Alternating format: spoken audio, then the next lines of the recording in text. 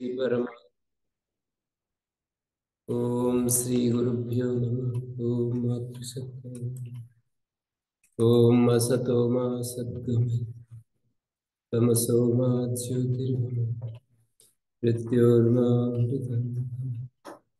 ओम शांति शांति शांति। तो हमारे श्लोक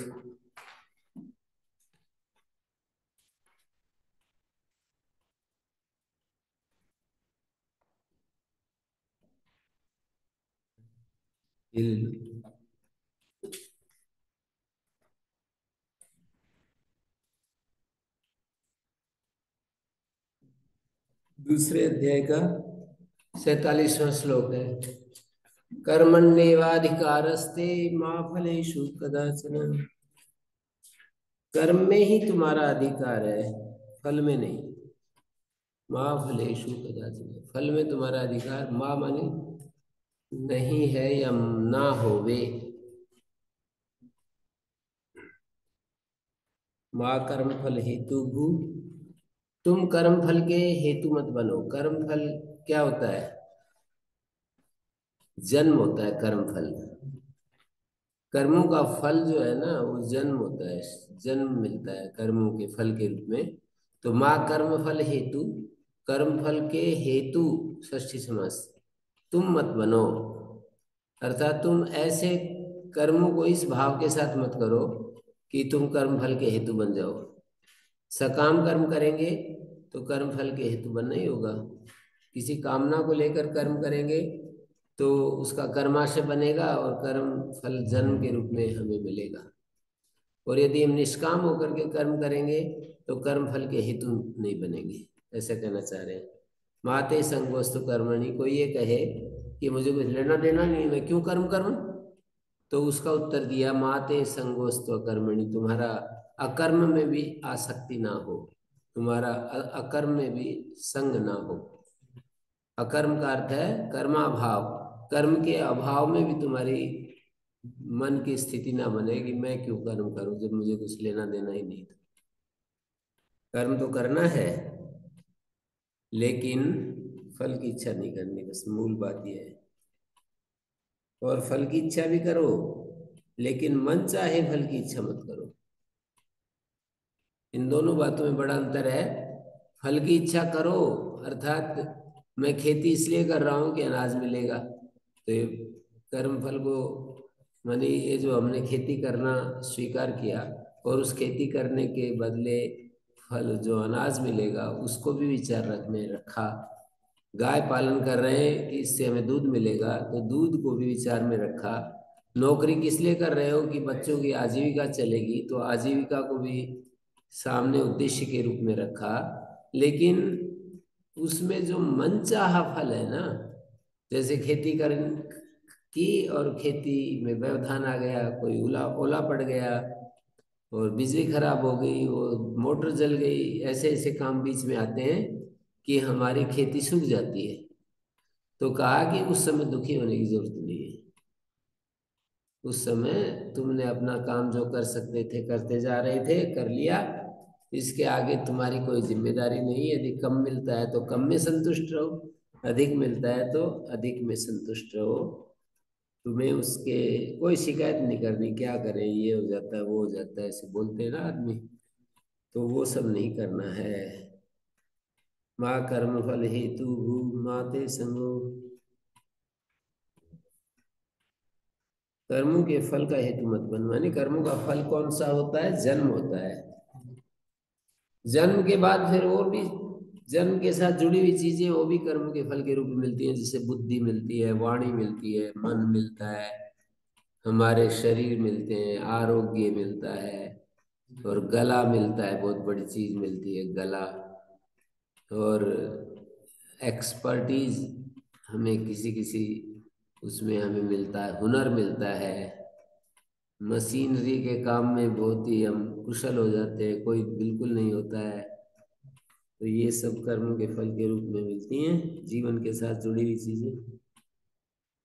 माते संग वस्तु कर्मणि। तेरी कर्म न करने में भी आसक्ति ना हो। संग का अर्थ आसक्ति है।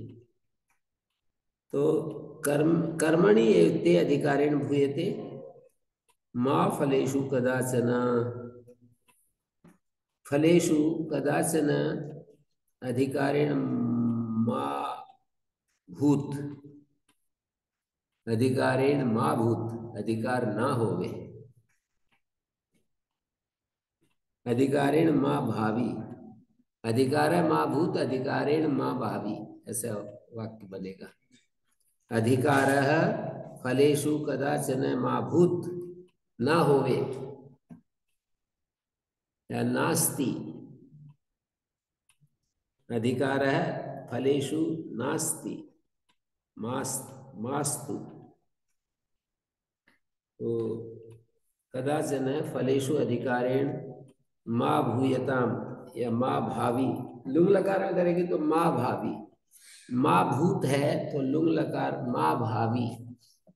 माँ भूत ना होवे, कर्म फल में तुम्हारा अधिकार ना होवे तो माँ भावी हो जाएगा उसका वाच्य परिवर्तन।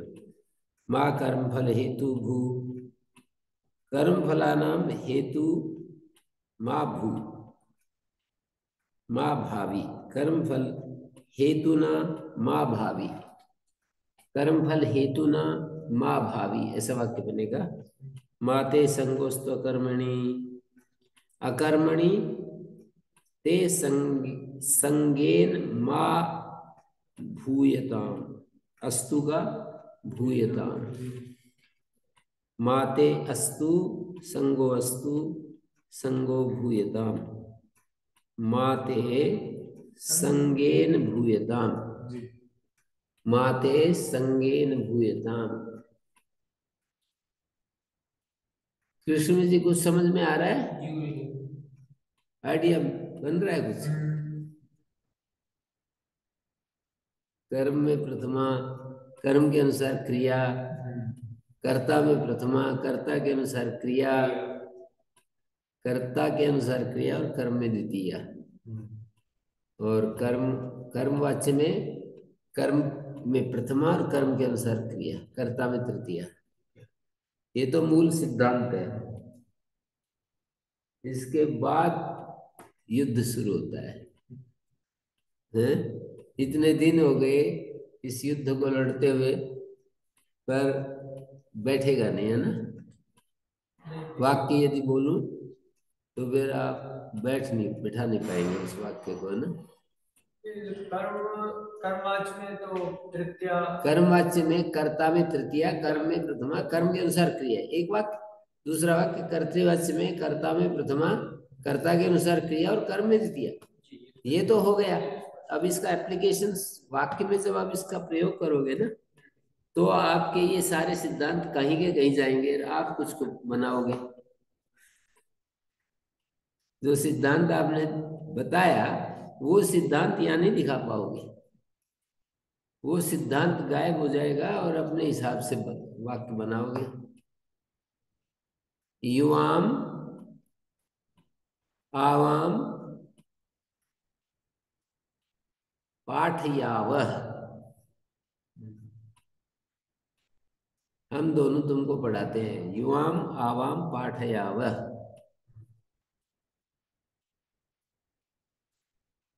तो इसको वाच्य परिवर्तन में क्या कहोगे? ये कह रहा हूं एप्लीकेशन में गायब हो जाता है मामला। अब हमसे पूछेंगे तो हम तो तुरंत बता देंगे। युवाम आवाम पाठयावह, तुम दोनों को हम दोनों पढ़ाएंगे, पढ़ाते हैं। युवाम आवाम पाठयावह, बोलो। युवाम का तो आवाम जो है ना करता है। पाठयावह क्रिया से पता लगता है कि आवाम करता है, तो आवाभ्याम युवाम है। पाठयावह का कर्मवाच्य क्या होगा? विधिलिंग में भी हो सकता है। और ये तो मैंने लोट लकार बोला है पाठयाव, विसर्ग नहीं बोलेंगे, नहीं, पढ़ाएं, हम दोनों तुम दोनों को पढ़ाएं तो पाठयाव, हम दोनों तुम दोनों को पढ़ाते हैं तो पाठयावह, हम दोनों तुम दोनों को पढ़ाएंगे, आवाम युवाम पाठयिष्यावह, हम दोनों ने तुम दोनों को पढ़ाया, अपाठय अपाठयाम अपाठयम अपाठयाव, आवाम युवाम अपाठयाव, और लुंग लकार में गए तो अपि पठत अपि पठतम अपि पठन अपि पठ अपि पठतम अपि पठत अपि पठम अपि पठाव, आवाम युवाम अपि पठाव, ऐसे प्रयोग करते हैं। अब इसमें ना कर्तृवाच्य के क्या रूप बनेंगे और कर्मवाच्य के क्या रूप बनेंगे, उसको दिमाग में एक बार याद करके बिठाना पड़ेगा। कर्तृवाच्य के रूप और कर्मवाच्य के रूप अलग अलग होते हैं ना, तो उनको दिमाग में बिठाना पड़ेगा। ये तो कर्तृवाच्य में आवाम युवाम पाठयाव, आवाभ्याम, आवाम का तृतीया में आवाभ्याम, और युवाम का युवाम ही रहेगा, प्रथमा द्वितीया, द्वितीया में था प्रथमा में आ जाएगा तो वो आवाम, युवाभ्याम, हम दोनों की तरह आवाभ्याम युवाम, वाक्य पूर्ति करो, हैं, पाठ यावे था उसको क्या बदलोगे, आवाम के अनुसार क्रिया थी, अब युवाम के अनुसार क्रिया हो जाएगी, आवाम युवाम, हैं,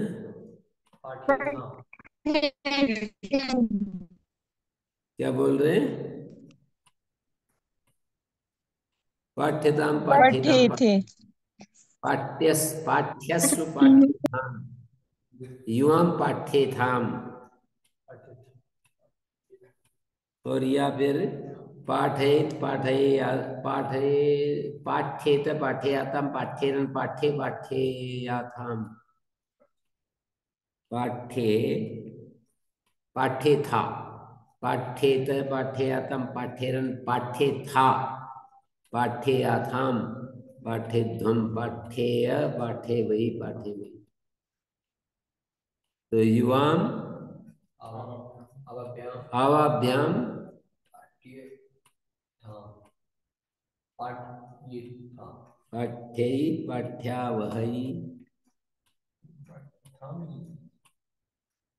क्या बनाओगे, पाठ्येत पाठयातम पाठ्यरन पाठ्यथा पाठ्याथम पाठ्यध्वम पाठ्येय पाठ्ये वही हो गया विधिलिंग में, और लुंग लकार बनाएंगे,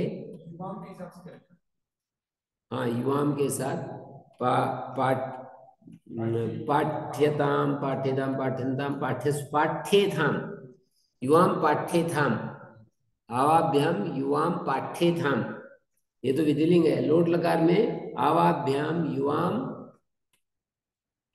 पाठ्येथाम, पाठ्यस्व पाठ्येथाम, उसमें पाठ्येयाथाम विधिलिंग में, हाँ विधिलिंग में पाठ्येत पाठ्येयाथाम पाठ्येरन पाठ्येथा पाठ्येयाथाम पाठ्येयाथाम, आवाम की के साथ जोड़ेगा तो पाठ्ये आवाम युवाम, हाँ युवाम की जगह के साथ कनेक्ट करना है, आवाभ्याम युवाम पाठ्ये याथाम, ये तो विधिलिंग है। और लुंग लकार में पाठ्यताम पाठ्यताम पाठ्यंताम पाठ्यस्व पाठ्येथाम पाठ्ये पाठ्यै पाठ्यावहै पाठ्यामहै, ऐसे रूप चलेंगे। तो एप्लीकेशन देखो नहीं हो पा रहा है ना जी, सिस्टम समझ में आने के बाद भी एप्लीकेशन मुश्किल समझ में आता है। कंप्यूटर का और टाइपराइटिंग का सिस्टम समझ में आ गया, पर उस तक टाइप नहीं कर पाएंगे। कुछ और भी चीज है जो जुड़ती है इसके अलावा।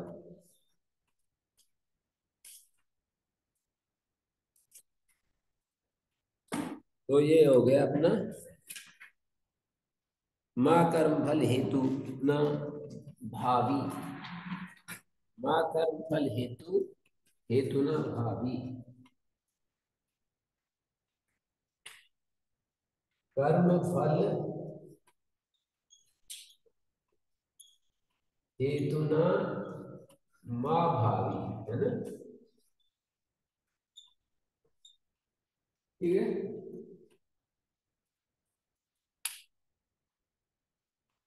माते संगोस्तु कर्मणि ते संगेन मा भूयताम अकर्मणि।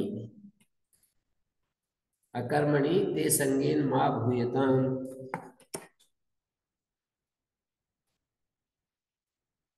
कर्मणि ते अधिकारेण भूयताम।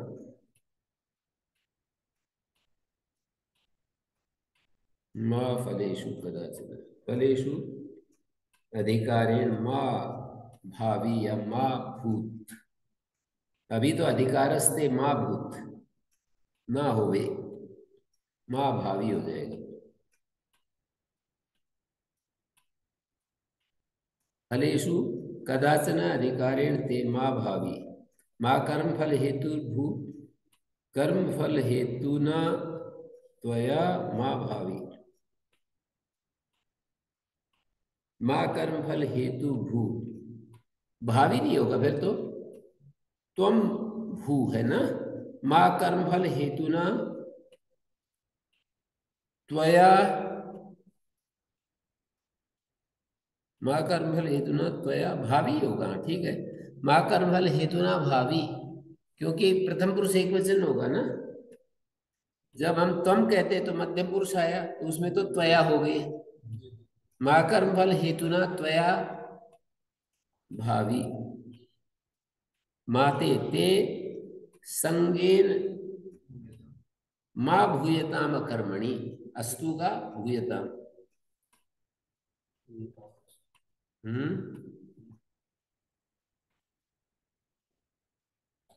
समझ में आ रहा है जनक जी?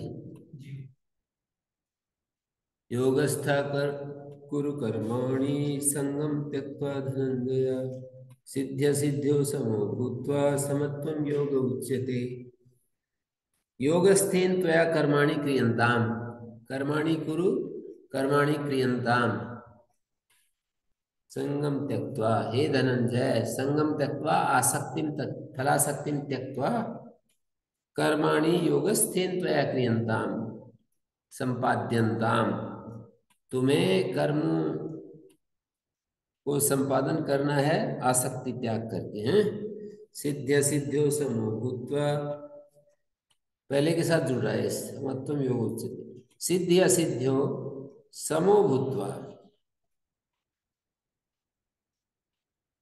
योगस्थेन त्वया कर्माणि क्रियन्ताम संगम त्यक्त्वा, संगम आसक्तिम त्यक्त्वा, आसक्ति को त्याग कर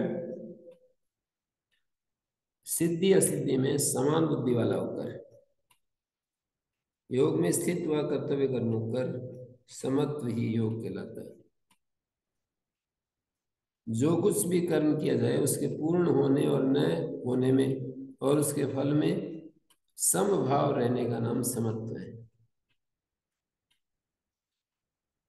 जो कुछ भी कर्म किया जाए उसके पूर्व होने और न होने में तथा उसके फल में समभाव हो रहने का नाम समत्व है।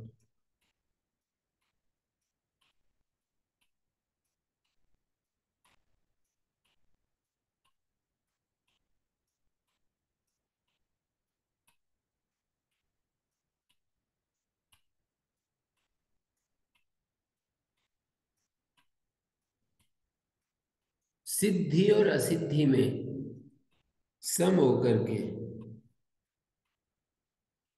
सिद्धि और असिद्धि, सिद्धि क्या है?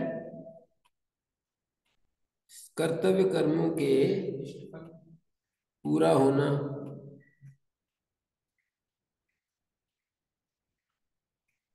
कर्तव्य कर्मों कर्म कर्माणि क्रियन्ताम आसक्तिम त्यक्त्वा योगे स्थिन त्वा कर्माणि क्रियन्ताम सिद्धि असिद्ध्यो समो भूत्वा।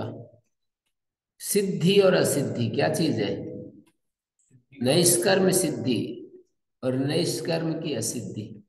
निष्क्रिय आत्मा के स्वरूप को पहचानना, ये यदि हो गया, निष्क्रिय है आत्मा, उसका स्वरूप यदि पहचानने में आ गया तो ये सिद्धि है। नहीं आया तो असिद्धि है। तो सिद्धि में तो बहुत अच्छा लगता है, असिद्धि में तो अच्छा नहीं लगता। तो कह रहे एक जैसे रहो, अच्छा बुरा को छोड़ो। सिद्धि में भी वैसे रहो, असिद्धि में भी वैसे रहो, और काम करते रहो। सिद्धि मिल जाए तो बहुत अच्छा, नहीं मिले तो और प्रयास करो बस। नहीं मिले तो बहुत अच्छा नहीं बोला मैंने, नहीं मिले तो और प्रयास करो। ऐसे कह देते हैं ना, मिल जाए तो भी ठीक, ना मिले तो भी ठीक। तो ऐसा नहीं कह रहा हूं, ना मिले तो भी ठीक, मिल जाए तो बहुत अच्छा है, ना मिले तो और प्रयास करो। उसमें लिखा है एक मंत्र में, यदि श्रातम जो होतना यद्य श्रातम ममत्तना, हवि यदि पक गई है तो उसकी आहुति दे दो, नहीं पकी है तो और पकाने के लिए प्रयत्न करते रहो। यदि अश्रातम, यदि पकी नहीं है तो ममत्तन है, पकाने का आनंद लो। पकाते समय जो खुशी मिलती है, उस खुशी को मत छोड़ो, उस खुशी में पकाओ। ममत्तन मदियर से। सिद्धि असिद्ध्यो समो भूत्वा समत्वम योग उच्यते। यहाँ पर बहुत ही एक विशेष बात लिखी थी, मुझे याद आ रही है, शंकराचार्य जी महाराज। सिद्धि असिद्ध्यो समो भूत्वा समत्वम योग उच्यते।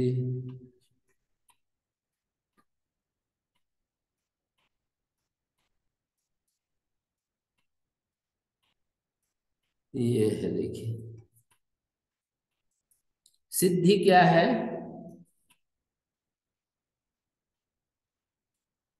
ये भाष्यकार ने अर्थ किया है, योगस्थेन त्वया कर्माणि क्रियन्ताम, केवलम ईश्वरार्थम है। योगस्थ होकर केवल ईश्वर के लिए कर्म करो। इसका भी एक आनंद है बहुत ज्यादा, कि जैसे हम किसी अपनी से बड़ी शक्ति को मान लें, उसके लिए कर्म कर रहे हैं, मेरे को कुछ लेना देना नहीं, मैं तो भाई इनके लिए कर रहा हूँ। यदि हम उसको मान लें और फिर उसके लिए कर्म करें तो बड़ा आनंद आता है। हैं? बड़ी शक्ति मान ली और उसके लिए कर्म कर रहे हैं, तो उसमें आनंद तो आएगा। तो संगम तत्व का अर्थ किया कि ईश्वर मेरे लिए खुश हो जाएंगे, इस आसक्ति को भी छोड़कर ईश्वर के लिए कर्म करो। ये एक आसक्ति है कि ईश्वर, मैं कर्म करूंगा तो आचार्य जी खुश हो जाएंगे, गुरु जी खुश हो जाएंगे, ये भी एक आसक्ति बता दी। इस आसक्ति का भी छोड़ करके ईश्वर के लिए या गुरु जी के लिए कर्म करो। सिद्धि असिद्धि समो भूत्वा, सिद्धि और असिद्धि में सम होकर के, कहते हैं फल तृष्णा शून्य होकर के जब कर्म करोगे तो सत्व शुद्धि से उत्पन्न ज्ञान प्राप्ति लक्षणा सिद्धि, सत्व शुद्धि से उत्पन्न होती है जो ज्ञान की प्राप्ति, इस लक्षण वाली सिद्धि कहलाती है। और दूसरी तरफ ज्ञान प्राप्ति लक्षणा सिद्धि, तद विपर्य ज्ञान की अप्राप्ति लक्षण असिद्धि। जब हम कर्म करते हैं तो ज्ञान प्राप्त हो जाए या ज्ञान प्राप्त नहीं हो पाए, ज्ञान प्राप्त का अर्थ होता है हमारे भीतर ये जो आत्म और अनात्म का जो भेद है वो साफ साफ दिखने लग जाए, तो ये तो हो गया ज्ञान प्राप्ति। और ना दिखे, पता ही नहीं चलता कि ये क्या है। मुझे याद है पहले, बहुत दिन पहले, जब इस वेदांत विचार में नहीं था, तो ऐसे कहते थे चित्त शुद्धि के लिए कर्म करने चाहिए, ना कि वस्तु उपलब्धि के लिए, आत्मा की उपलब्धि के लिए। तो ये पता ही नहीं चलता था कहना क्या चाह रहे हैं। वस्तु उपलब्धि मैंने आत्मा की उपलब्धि के लिए कर्म करने चाहिए, पर वस्तु की उपलब्धि के लिए नहीं, चित्त शुद्धि के लिए। वस्तु माने परमात्मा। चित्त शुद्धि के लिए कर्म करने चाहिए, वस्तु उपलब्धि के लिए नहीं। तो परमात्मा की उपलब्धि के लिए भी कर्म होते हैं। इन्होंने कहा कि भाई तत्रापि ईश्वरों में तुष्यतु इति संगम त्यक्त्वा, योगस्थ होकर के कर्म करो और उसमें भी ईश्वर मेरे लिए खुश हो जाएंगे, इस आसक्ति का त्याग करके कर्म करो। फल तृष्णा शून्य क्रियमाणे कर्मणि, फल तृष्णा से रहित होकर के कर्म करेंगे तो फिर यो असौ योगो सत्व शुद्धि जा ज्ञान प्राप्त लक्षण सिद्धि तत्व विपर्य सिद्धि, सिद्धि और सिद्धि में समतुल्य होकर पूर्व कर्म करो। सिद्ध्य सिद्ध्यो समेन भूत्वा, समेन समो भूत्वा तुल्य तुल्यो भूत्वा, सिद्ध्य सिद्ध्यो समेन भूत्वा कर्माणि क्रियन्ताम्, समेन त्वया कर्माणि क्रियन्ताम्, सिद्धि असिद्धि में सम होकर के कर्म करो। समत्वम योग उच्यते, समत्वम योगम आहु, उच्यते को कर्तृवाच्य में आहु कहेंगे, उच्यते जो है वो है कर्मवाच्य। गुरु जी पर जैसे हम गुरु जी के लिए कार्य करता है कोई शिष्य, तो जब गुरु जी प्रसन्न होते हैं तभी तो पैरामीटर है कि उसने सही किया। यदि वो उसको ध्यान ही नहीं दे, मतलब वो अगर उसको पैरामीटर पता ही नहीं पड़ पाएगा तो उसके कार्य को कैसे फिर श्रेष्ठ बनाए, तो उसको कैसे पता पड़ेगा कि मैं सही कर रहा हूँ या गलत कर रहा हूँ? यदि तो बताते रहते हैं, पर हम ईश्वर हमारा हमसे प्रसन्न हो जाए, ये एक आसक्ति है, इस आसक्ति को मना कर रहे हैं। मैं कर्म करता हूँ ना तो उस समय मन में ऐसा आ जाता है भगवान खुश हो जाए, फिर अच्छा फल मिलेगा, अच्छा जन्म मिलेगा, फिर मेरे को अच्छा शरीर मिलेगा, अच्छी वाणी मिलेगी, अच्छी दिमाग मिलेगा, अच्छी बुद्धि मिल जाए तो कितना अच्छा हो जाता है? अच्छी बुद्धि मिल जाए, किसी को अच्छी वाक शक्ति मिल जाए। सभी कम्युनिटीज में अच्छे वक्ता देखने को मिलते हैं, सभी कम्युनिटीज में। तो जो अच्छे वक्ता होते हैं वो कितना, उनको किसी भी चीज की कमी नहीं रहती, भौतिक साधन खूब मिल जाते हैं। जैसे आजकल विश्वास, कुमार विश्वास आती है ना, धीरेन्द्र शास्त्री जी, वाणी की शक्ति का ही तो प्रयोग करके वो यश कीर्ति साधन सुविधाएं सब ले रहे हैं। तो योगा योगस्था कर्माणि क्रियन्ताम् सिद्ध्य सिद्ध्यो इदमेव तत्सिद्ध्य सिद्ध्यो समत्वम योग उच्यते। को असो योगो यत्र स्था कुरु, कौन सा वो योग है जिसमें स्थित होकर कर्म करने, सिद्धि सिद्धि में सम होकर के कर्म करने, यही समत्वम योग उच्यते, यही योग है। समता ही योग है, मन की समता।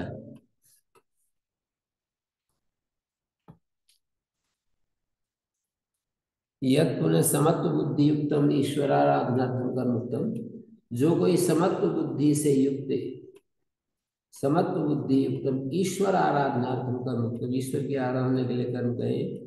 एतस्मात् कर्मणा, इस कर्म की अपेक्षा दूरेण ही अवरम, अति विप्रकर्षेण अवरम अधमम निकृष्टम कर्म, फलार्थी के द्वारा किया जाता कर्म बहुत पीछे रह गया। दूरेण ही अवरम कर्म, दूरेण माने वो बहुत पीछे रह गया। तो सकाम कर्मी होता है, उसके द्वारा जो कर्म किया जाता है, फलार्थी के द्वारा कर्म किया जाता है, वो तो बहुत पीछे रह गया। इसकी तुलना में जो फलार्थी ना होकर कर्म करता है, उसकी तुलना में फलार्थी के द्वारा जो कर्म किया जाता है वो बहुत पीछे रह गया, ऐसे बता रहे हैं। दूरेण ही अवरम कर्म, बुद्धि होगा धनंजय, बुद्धि योग की अपेक्षा, हे धनंजय, जो बुद्धि योग की अपेक्षा दूरे नहीं अवरम कर्म, बहुत पीछे रह गए। ये कर्म जो है ना बहुत पीछे रह गए। बुद्धो शरण अनविच्छ कृपणा फल हेतव, बुद्धि की शरण में, कौन सी बुद्धि?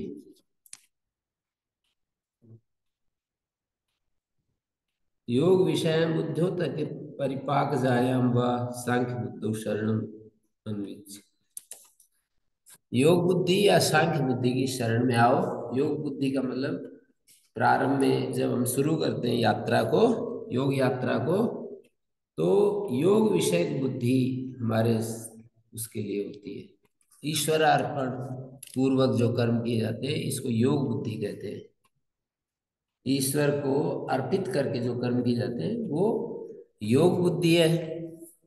और उसका जो परिणाम स्वरूप जो बुद्धि होती है वो अभय प्राप्ति कारणम सांख्य बुद्धि होती है। अभय प्राप्ति का कारण सांख्य बुद्धि होती है जब हमारा मन पूरा ज्ञान की स्थिति में है और दृष्टा बन करके हम सारे जगत को दृश्य रूप में देखते हैं। तो ये ऐसा कह रहे हैं, तत्परिभाषायाम सांख्य बुद्धौ शरणम आश्रयम अभय प्राप्ति कारणम अन्विच्छ प्रार्थयस्य परमार्थ ज्ञान शरणो भव। प्रथमार्थ परमार्थ ज्ञान के शरण में चले जाओ। बुद्धौ शरणम अन्विच्छ, बुद्धि की शरण में पहुंचो। अन्विच्छ शब्द का अर्थ होता है प्रार्थयस्य, बुद्धि की शरण में जाने के लिए प्रार्थना करो। कृपणा फल हेतवा, परमार्थ ज्ञान की शरण में जाओ। ये तो अवरम कर्म कुर्वाणा कृपणादीना फल हेतवा, फल तृष्णा प्रयुक्त संता है। फल हेतवा, फल हेतु से जो कर्म किए जाते हैं ना, फल तृष्णा से प्रयुक्त होकर किए जाते हुए कर्म, फल तृष्णा युक्ता संता कृपणादीना फल हेतवा, अवरम कर्म कुर्वाणा कृपणादीना फल हेतवा यो तदक्षरम गार्ग्य विदित्वा स्मा लोगात प्रति स कृपणा। कृपण वो होता है जो इस अक्षर को बिना जाने इस संसार से चला जाता है, तो उसको कृपण कहते हैं। बुद्धौ दूरेण अवरम कर्म बुद्धि योगा धनंजय। हे धनंजय, बुद्धि योग की अपेक्षा, सवत्व बुद्धि योग है ये बुद्धि योग, उसकी अपेक्षा जो सकाम कर्म है वो बहुत, उसका तो पीछे, वो पीछे रह जाता है, वो बहुत पीछे रह जाता है। बुद्धौ शरण अन्विच्छ, बुद्धि के शरण की प्रार्थना करो। बुद्धि में शरण होने की प्रार्थना करो कि मैं बुद्धि के शरण जाता हूँ। बुद्धौ शरण अन्विच्छ, बुद्धि की शरण ग्रहण करता हूँ।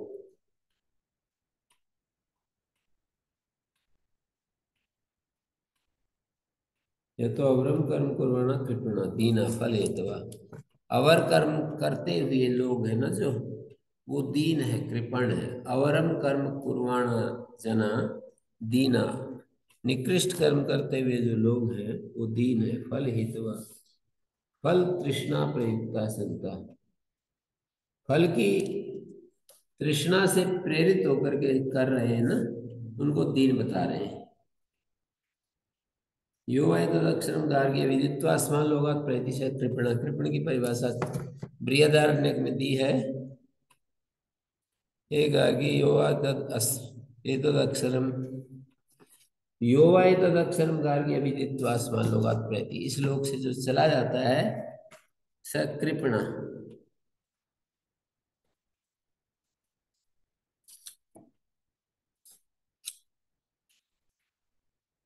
अन्विच्छ शब्द का अन्विष्यता, अन्विच्छ प्रार्थयस्व अर्थ है। बुद्धौ शरणम अन्विच्छ प्रार्थयस्व, बुद्धौ शरणम अन्विष्यता।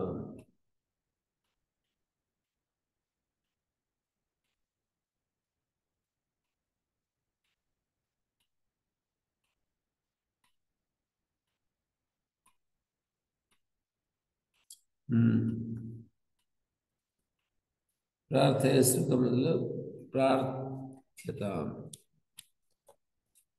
वाच्य परिवर्तन में पार्थ्यता।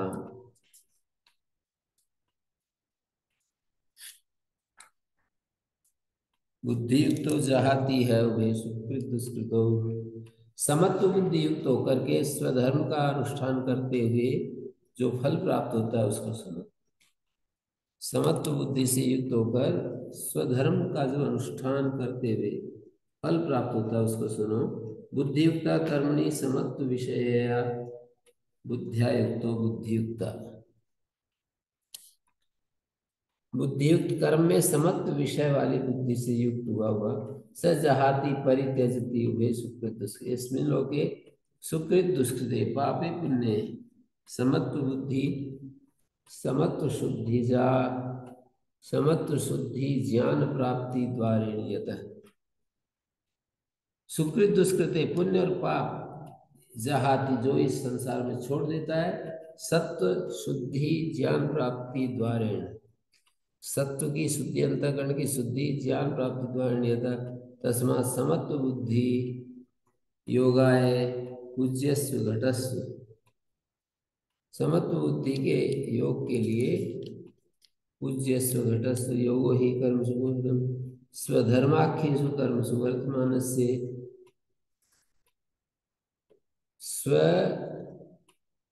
स्वधर्माख्येषु कर्मसु वर्तमानस्य या सिद्धि असिद्धियो समत्व बुद्धि ईश्वरार्पित चेता तया तत्कौशलम कुशल भाव योगो ही कर्मसु कौशलम। बुद्धियुक्त जाति वैश्व दुष्कृते बुद्धियुक्त कर्मणि समत्व विषय बुद्धियुक्त बुद्धियुक्त। बुद्धियुक्त में बुद्धियायुक्त तृतीय समास समत्व विषय विषयया। बुद्धियुक्त है कर्मणि समत्व विषय कर्म में जो अच्छे नाम आ जाते हैं।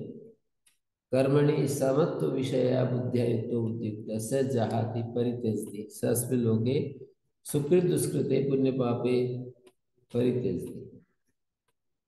सत्व शुद्धि ज्ञान प्राप्ति द्वारेण तस्मात् समत्व बुद्धि वियोगाय पूज्यस्व घटस्व तद्धि कौशलम यद्बंधन स्वभावान्यपि कर्माणि समत्व बुद्ध्या स्वभावान्यवर्तन्ते। स्वधर्माख्येषु कर्मसु वर्तमानस्य या सिद्धि असिद्धियो समत्व बुद्धि ईश्वरार्पित चेतस्तया तत्कौशलम कुशल भाव तद्धि कौशलम यद्बंधन स्वभावानपि कर्माणि। बंधन स्वभाव वाले कर्म भी समत्व बुद्धि से युक्त होने पर बंधक नहीं बनते, अपने स्वभाव से अलग हो जाते हैं। बंधन स्वभाव वाले कर्म भी बंधक नहीं होते, सिद्धि असिद्धि में सम होकर के यदि करेगा तो कोई। समत्वम योग उच्यते। सिद्धि असिद्धि दो बातें ना। स्वधर्माख्येषु कर्म सुवर्तमान से सिद्धि असिद्धियों समत्व बुद्धि ईश्वरार्पित चेतस्तया तत्कौशलम कुशल भाव तद्धि कौशलम यद बंधन स्वभावानापि कर्माणि समत्व बुद्ध्या स्वभावान् निवर्तन्ते तस्मात् समत्व बुद्धि युक्तो भव। यस्मात् कर्मजं बुद्धियुक्ता हि फलं त्यक्त्वा मनीषिणः तस्मात् योगायुज्यस्व योगायुज्यताम् योगेन कर्मसु कौशलेन भूयते। कर्मसु कौशलेन योगेन भूयते। बुद्धियुक्तो जहाति है बुद्धियुक्तेन इह उभे सुकृत दुष्कृते हीयते हीयते हीयते हीयन्ते उभे सुकृत दुष्कृत कृते इह जगति बुद्धियुक्ता। बुद्धियुक्ता क्या है? बुद्धियुक्तेन उभे सुकृत दुष्कृते जहाति बुद्धियुक्तेन हीयते उभे सुकृत दुष्कृते हीयते बोलेंगे। तस्मात् योगाय युज्यस्व तस्मात् योगायुज्यतां योगा कर्मसु कौशलम योग कर्मसु कौशलेन योगेन भूयते। बुद्धियुक्तो जहाति है उभे सुकृत दुष्कृते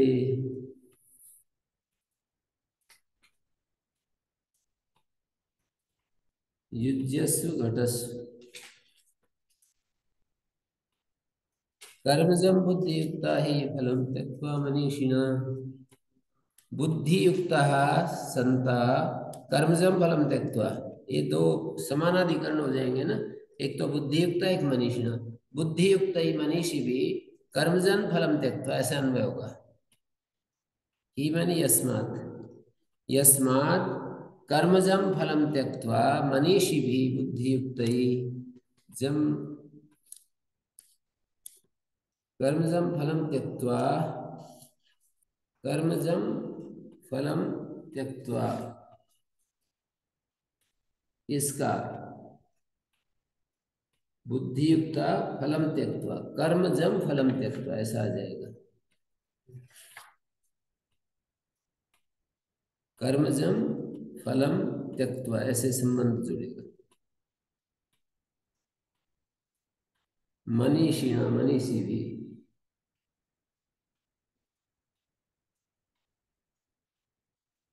कर्मजम का क्या अर्थ है? कर्म से उत्पन्न फल उसको बुद्धियुक्त समत्व बुद्धि से युक्त मनीषी लोग उसको त्याग कर जन्म बंध विनिर्मुक्त जन्म रूप बंधन से छूटे हुए पदम गच्छन्ति नाम है, अनामय पद को, सर्वोपद्रव रहित पद को प्राप्त हो जाते हैं।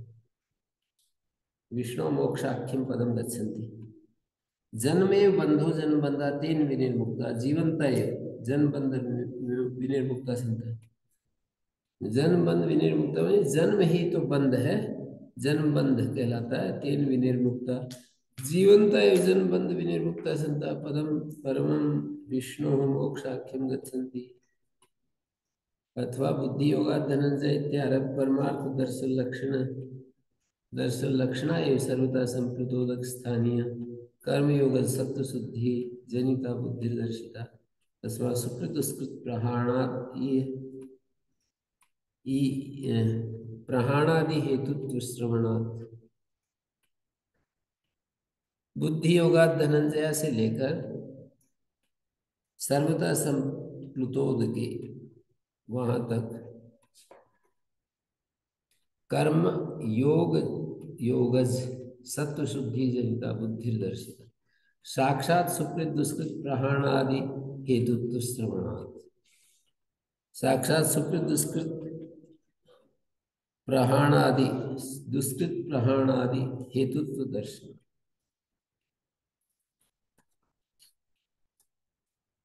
तो यहाँ पर ये हो गया कर्मजम बुद्धियुक्ता ही, कर्म से उत्पन्न जो फल है यहाँ जुड़ेगा कर्मजम फलम,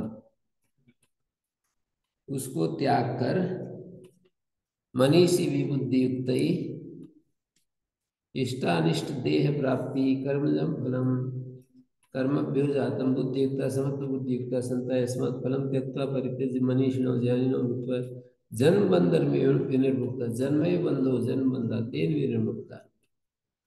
जन्म ही बंधन है, जीवंता एव जन्म बंध विनिर्मुक्ता संता पदम गच्छन्ति अनामयम्। अनामय शब्द का शब्दार्थ सर्वोपद्रव, आमय कहते रोग को, अनामय माने रोग रहित, आमय कहते उपद्रव को, अनामय उपद्रव रहित। कर्मजम फलम त्यक्त्वा बुद्धियुक्त मनीषी भी जन्म बंध विनिर्मुक्त अनामय पदम गम्यते, अनामय पदम गम्यते। यदा ते मोहकलिलं बुद्धिर्व्यतितरिष्यति तदा गन्तास् निर्वेदं श्रोतव्यस्य श्रुतस्य च योगानुष्ठान जनित सत्व शुद्धिजा बुद्धि यदा कदा प्राप्स्यते। इसका उत्तर दे रहे, योगानुष्ठान जनित सत्व शुद्धिजा बुद्धि कदा प्राप्स्यते इति उच्यते। यदा यस्मिन् काले ते तव मोहकलिलं मोहात्मकम अविवेक रूपम कालुष्यम येन आत्मनात्म विवेक बोधम कलुषीकृत्य विषय प्रति अंतःकरणम प्रवर्तते तत्। एक आत्म अनात्म बोध होता है, उसको आत्म अनात्म का जो बोध होता है ना, उसको कलुषित कर देता है अज्ञान। हमारे अंदर आत्मा और अनात्मा दोनों अलग अलग दिख रही हैं, दृष्टा और दृश्य अलग अलग दिख रहा है, इसको धूमिल करने वाला अज्ञान होता है। तो आत्मनाद विवेक बोध हम कलुषीकृत विषयम प्रति अंतःकरणम प्रवर्तते, विषय के प्रति हमारा अंतःकरण लग जाता है।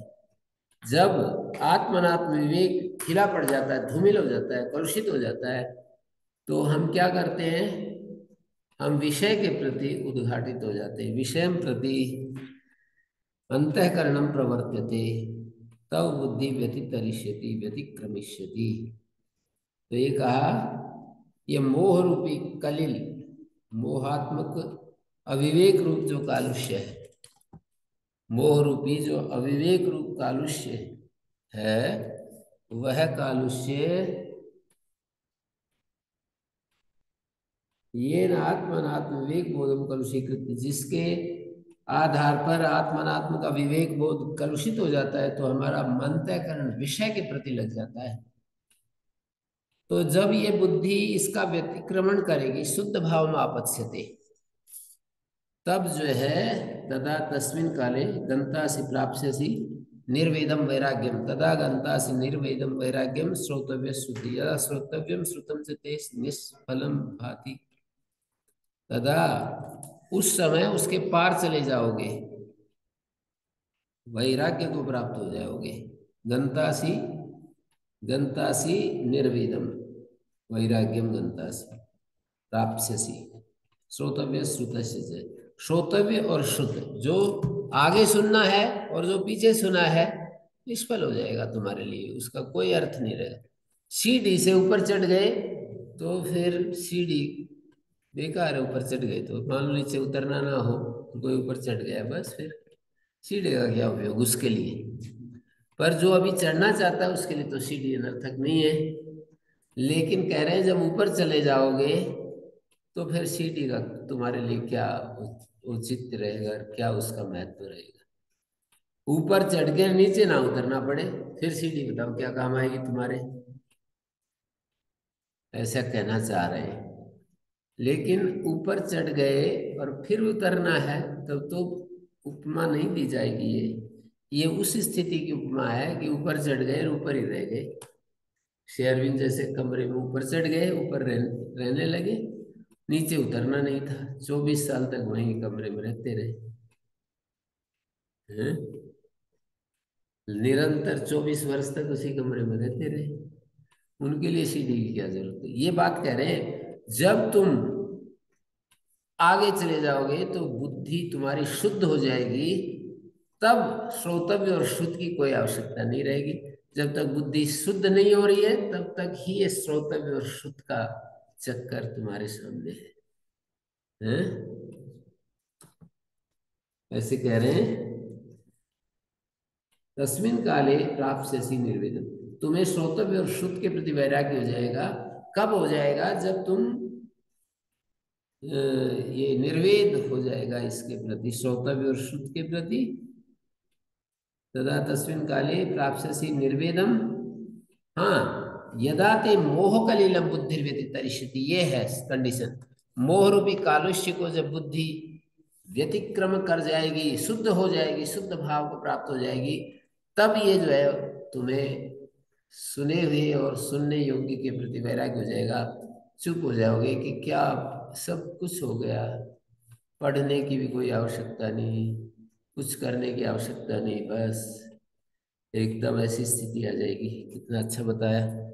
यदा ते मोह कलिले कलिल बुद्ध्या मोह कलिलम व्यतितरिष्यते, यदा ते मोह कलिलः, ये नपुंसकलिंग है या पुल्लिंग है, मोह कलिलम बुद्ध्या व्यतितरिष्यते, पुल्लिंग होते हैं ज्यादातर तो, पर ये कैसा है कलिल शब्द, बहनें बता सकती हैं क्या, कलिल शब्द का क्या लिंग है। जी दृष्ट्वा जापयामि एकदा। हाँ, कलिलम,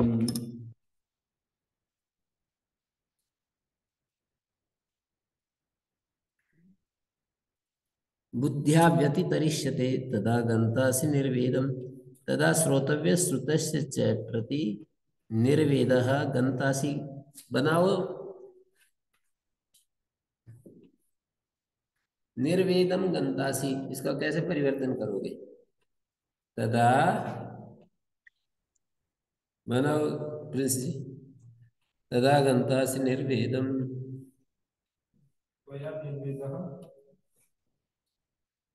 हैं? त्वया निर्वेदः गंता। गंता। गंदा जी गंदा। हाँ जी। जी। आवाज आवाज कट रही है, ठीक बोलो। नपुंसकलिंगे वस्ति। ठीक है।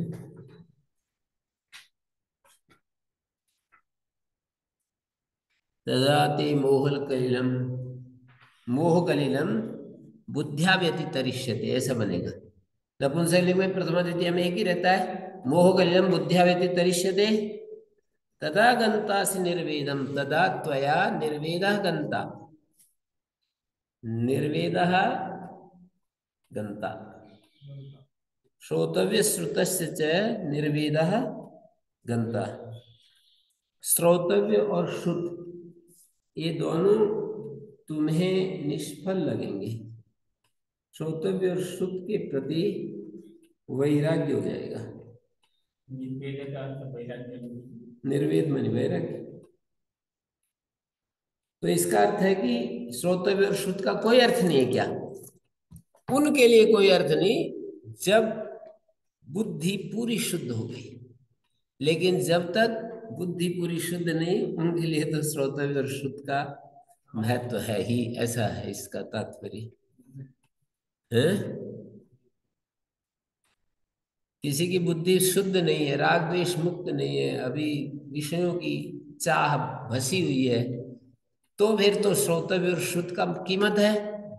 और शुद्ध हो गई तो कोई कीमत नहीं। ऊपर चढ़ गए तो सीढ़ी की कोई कीमत नहीं, नीचे खड़े तो सीढ़ी की सारी कीमत है। ऐसे कहते हैं। ये मोह क्या चीज है? मोह ऐसी चीज है कि जो अंतःकरण को कलुषित करके विषय के प्रति हमारी हमारी बुद्धि को लगा देता है। ये विषय मिलने चाहिए हमको, कितना सुख रहेगा, ऐसे कर देता है।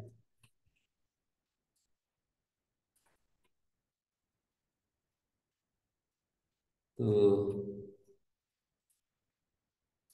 श्रुति विप्रतिपन्ना ते यदा स्थास्यति निश्चला समाधौ वचला बुद्धि तदा योगम अवाप्स्यसि। कब योग मिलेगा? कहते सुन सुन करके तुम्हारी बुद्धि, having heard so many things, your buddhi is, your intellect is bewildered। तुम्हारी बुद्धि जो है बहुत ज्यादा चकरा गई है।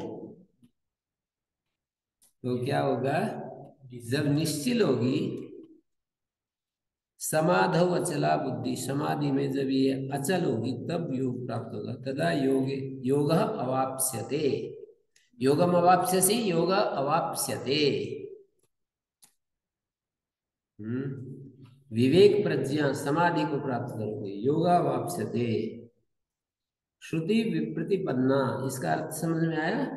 अनेक साध्य साधन संबंध प्रकाशन श्रुति भी श्रवण, अनेक बातों को सुनने से प्रवृत्ति निवृत्ति लक्षण विप्रतिपन्ना, नाना प्रतिपन्ना, श्रुति विप्रतिपन्ना, विक्षिप्त हो गई है।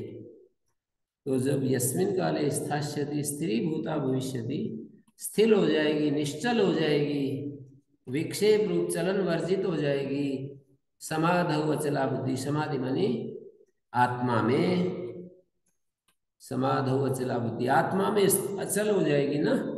समाधि का एक जगह अंतःकरण अर्थ किया है, एक जगह आत्मा किया है। समाधीयते यस्मिन चित्तमिति समाधि आत्मा आत्मनि, आत्मा में जब तुम्हारी बुद्धि ठहरेगी ना, तदा योगा अवाप्स्यते। विक्षेप विकल्प संशय, यहां पर अचलत्व विकल्प शून्यत्व, विकल्प मानी संशय, और यहां पर एक शब्द आया है, एक शब्द तो आया नैश्चल्य।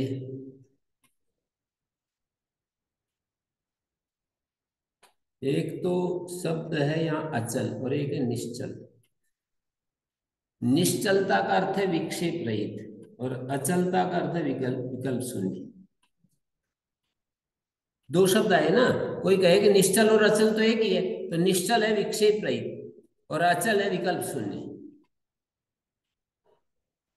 और अचल विकल्प शून्य में विकल्प का क्या अर्थ है? संशय। और विक्षेप रहित, विक्षेप का क्या अर्थ है? विपरीत बुद्धि, विपरीत ज्ञान। एक संशयात्मिका बुद्धि होती है, एक विपरीत बुद्धि होती है। क्या अंतर है दोनों में? विपरीत बुद्धि में तो बात के विरुद्ध जाते हैं। विपरीत बुद्धि ऐसे होती है जैसे चौराहे पर खड़े हैं और जाना है दिल्ली को और समझ रहा है कि मेरे को तो आप जैसे हुआ था, इनको बताया कि मेरे को रेवाड़ी की तरफ आ जाना और जा रहे हैं उधर नारनौल की तरफ। इसको कहते हैं विपरीत बुद्धि है। पहुंच गए नारनौल की तरफ, मैं खड़ा बाढ़ देख रहा।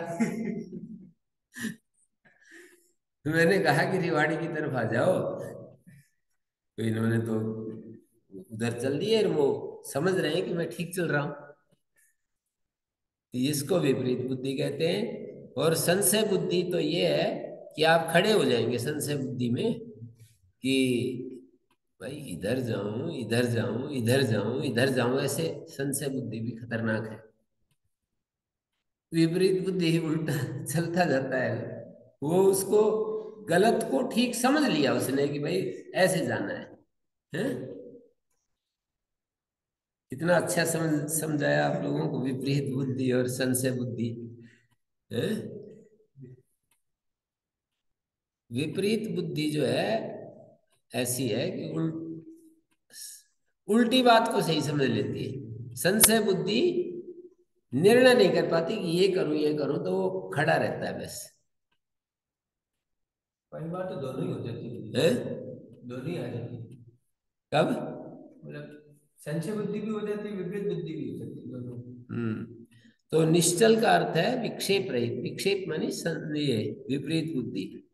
और अचल का अर्थ है विकल्प शून्य, विकल्प रहित।